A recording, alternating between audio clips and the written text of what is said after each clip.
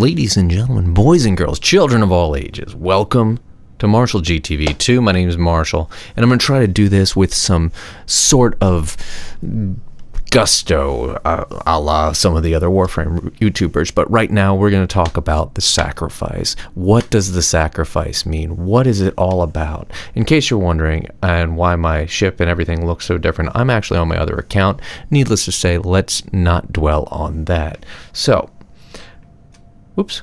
All right. Let's go ahead and talk about it. And I posted a response or a comment on one of DK Diamantes, whatever, one of his videos and basically mentioned that he's missing the most obvious answer. There's all sorts of extreme speculation and things are going that are way far-fetched from let's go down to, well, I don't even have it unlocked. Not on this account. Anyway, normally there would be the Lotus thing. I don't have the apostasy prologue on this account, but that's beside the point. They're going from 9 wires attached to the head to 9 this, 9 that, sacrifice, the helmet. We all know about this. But the sheer fact of the matter is the most obvious answer to the sacrifice. What is it? Now, this is extreme speculation. I apologize if this is incorrect, but sorry, not sorry. The most obvious thing is the sacrifice is just about one thing. My thoughts, and I will get to my thoughts. Let me explain it because this is taking way too long for me to drop this, but Warframes, because that's what the sacrifice is, to basically tell us what's inside a Warframe. Warframes are Orokin soldiers. Yeah. You might be going, what do you mean? Well, I've been playing all the quests over again. I have played through all of the main quests 3 times, and I just finished up the War Within for my 3rd time last night. It starts off, we start with Teshin. And Teshin, we know, is an Orokin Dax soldier. There is a line in the second dream where Tyle Regor, I don't know how to pronounce his name, states Teshin almost Tenno, which leads me to believe that this particular Orokin soldier was exposed to the void, therefore gaining void-like powers. Now, we know he has that force thing, and we know he's very strong. He can combat a Warframe very easily. There's a time-limited mission alert available. Really, Lotus? Really? Really? Real Lotus, not fake Lotus, sorry. So, we have that, and we know he has the force powers. So, great. But let's keep going from there. The Grineer Queens, we know, are Orokin in origin. The continuity, as they explain it, is a thing where the Orokins can take their consciousness and put it into other people's bodies. Sound familiar? I'll give you a hint. Dun dun dun. Imagine that. They can put their consciousness into other bodies. Now, we look at other parts to the second dream and to the portion where the Warframe, lying quote-unquote dead when the stalker stabs him through the chest, becomes sentient. There's another line in that particular quest where Hun Hao talks to the stalker and says, you may be asking yourself, was I one of these? You know the answer, and you hate them the same. Something to that extent. Which leads me to believe, and we know Stalker looks like Excalibur. We know that it's very likely that Umbra is going to be a Stalker type.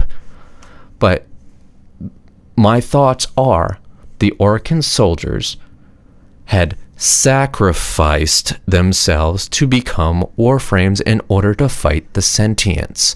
And when those particular things failed, then they used the transference, which is technically a light form of continuity. You can't see my quoting fingers. I don't know why I keep doing that. That's beside the point. So now let's look to some of the Warframes. We know, and DK touched on this, he was very close to this. He was almost there. But we talk about Mirage and how Margulis or Lotus was upset that Mirage was going to die. Why would she be upset that a Warframe if they're just a lifeless infested puppet? Leads me to believe that that particular person who had become Mirage was a person at one point. Let's go back to Valkyr, prime example. Now, why would an infested puppet that has absolutely no life, basically a robot, why would they have something against the corpus who enslaved them? Why? Hint, that was an Orcan soldier who was captured by the corpus, and in order to get her revenge, she sacrificed herself to the Warframe program.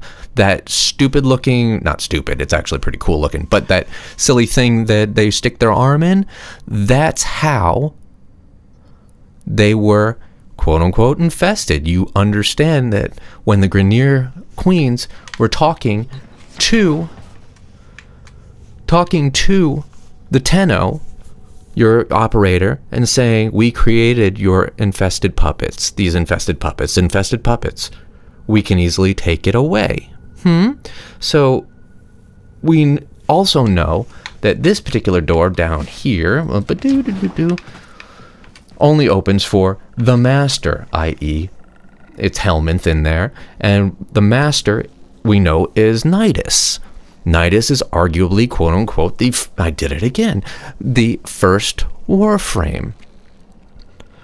What if that first Warframe was an experiment with infestation? We know that the Orcan created the sentience, so in order to combat the sentience, who's to say they didn't end up inventing the infested? Let's go back to an entry that I found in the wiki when I was doing a search for a staff stance.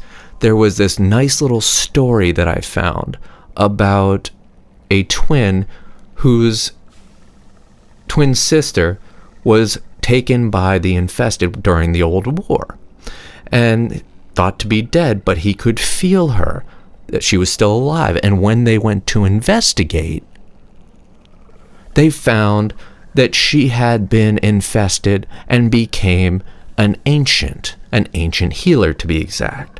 So, because that's what they were, healers. So we know the Orcan possess genetic type things where they can do these amazing things. Who's to say that these infested puppets that we tout around, the Warframes, weren't people, Orcan soldiers, at some point? And that's almost everything that I have.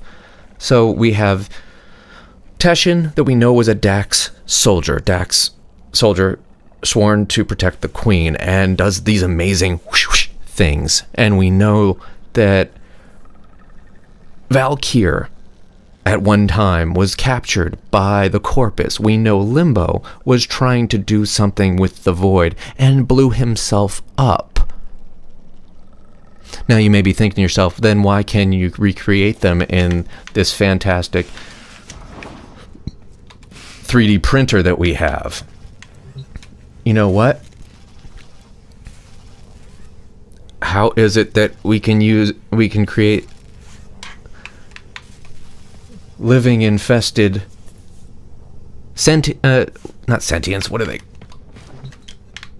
Living sentient whatever companions, the Sentinels, you know? Jin, he looks pretty much alive to me, and we can create all this stuff in this. It's Orcan technology, that's all it is. So back to, what if the Nidus was the first Warframe? It was kind of a failed experiment. So what they did was they moved on to something else like the Stalker, and they did all these other experiments, and Stalker was number 9. Maybe that's where that comes in. I don't know. It doesn't matter.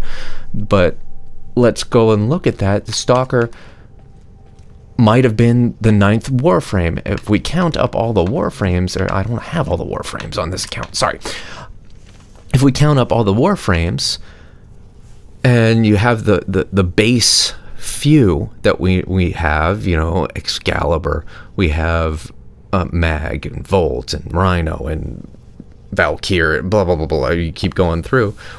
During the time that the Tenno decided to destroy the Orokin, what if the Stalker at that time was being inducted, sacrificing himself in order to become a Warframe?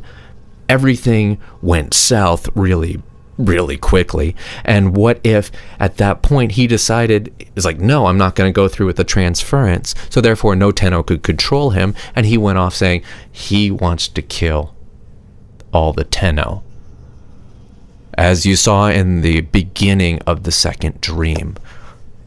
Tenno, blah blah blah, you're blah, blah, blah. And he's moving on with all of the reasons that he keeps coming back and trying to kill us after we've killed the big boss. Is, you know, Alad V was an Orokin something or another.